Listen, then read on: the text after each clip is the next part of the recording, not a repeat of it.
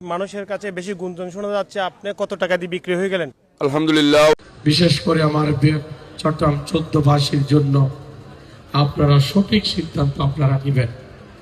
আপনাদের বুঝে সুঝে আপনাদের ওয়াসসালাতু ওয়াসসালামু আলা রাসূলিল্লাহ সাল্লাল্লাহু আলাইহি ওয়াসাল্লাম। আপনারা জানেন আমি মানব গড়া মতবাদী বিশ্বাসী নই, আমি কোরআন সুন্নাহর মতবাদী বিশ্বাসী।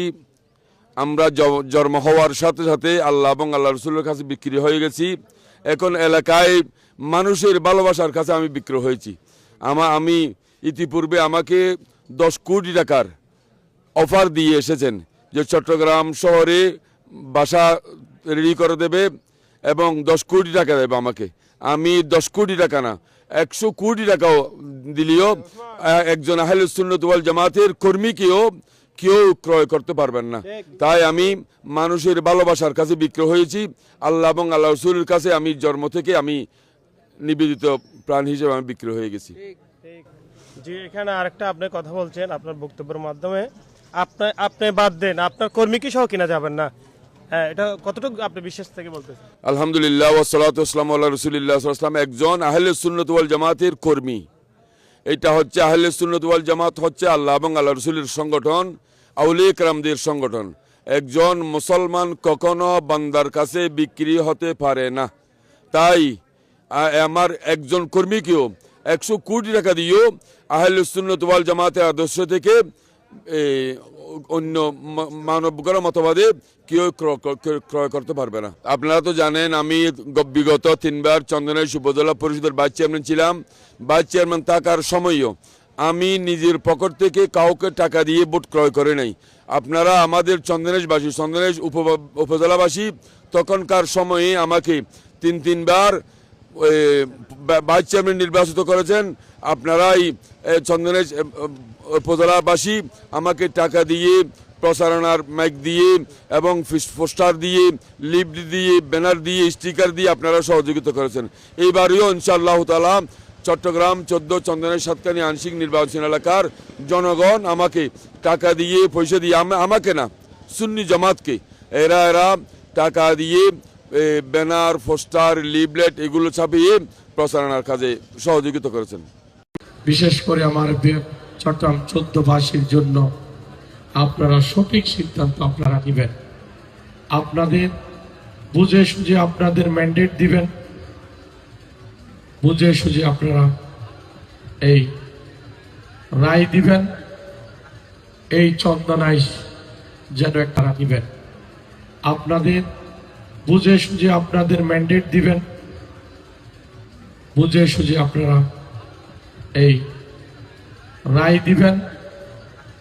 এই চন্দনাইশ যেন একটা উন্নত চন্দনাইশ হয়, মানবিক চন্দনাইশ হয়। এই চন্দনাইশ যেন ব্যাপক মানুষের কর্মসংস্থান হয়। আমি আপনাদের কাছে এই অনুরোধ জানাই, আপনাদের কাছে আমি দোয়া চাই, আল্লাহ যেন এই আপনাদের একটা দেশের জন্য, একটা জাতির জন্য একটা ভালো গভর্নমেন্ট কিন্তু অনেক জরুরি। আপনারা জানেন এই বাংলাদেশে এই যে আমার বাংলাদেশ জাতীয়তাবাদী দল বিএনপি, এই বাংলাদেশের মানুষের জন্য বিগত জীবনে কি করেছে আপনারা জানেন। আপনারা একটি বার আপনারা বিবেচনা করে দেখবেন এবং আমি আপনাদের কাছে দোয়া প্রত্যাশী। আর যারা সুন্নিয়তের লোক, যারা আপনারা যারা আছি, তাদের কথা আপনাদের বিবেচনা করতে হবে। আর যারা সুন্নিয়তের কথা বলে এই ভোট আসলে মানুষের আপনাদের থেকে ভোট নেওয়ার জন্য, ম্যান্ডেট নেওয়ার জন্য বিভিন্ন কলা কৌশল অবলম্বন করে, তাদের কাছ থেকে আমাদের সাবধান থাকতে হবে, নাকি না? কারণ একটা ছোট্ট একটা গল্প বলি। এক লোকে কাছে মদ, কি কাছে মদ, তো মদ খাওয়ার সময় তার মনে পড়ে গেছে তার মোষের বাম্পারটা একটু বড়, তো মোষে বাঁচবে বলে সেই মোষটা ধরে মদ খাচ্ছে। তার এক বন্ধু বলতেছে, কেন মোষ ধরে তুমি মদ খাচ্ছ কেন? বলে, মোষে যদি বাজে এটা মকরুফ হবে না? খাচ্ছে হারাম, কিন্তু মোষে বাঁচবে বলে মকরুফ বলে। এইরকমও আমি কি বলতে চাচ্ছি আপনাদের বুঝে নিতে হবে।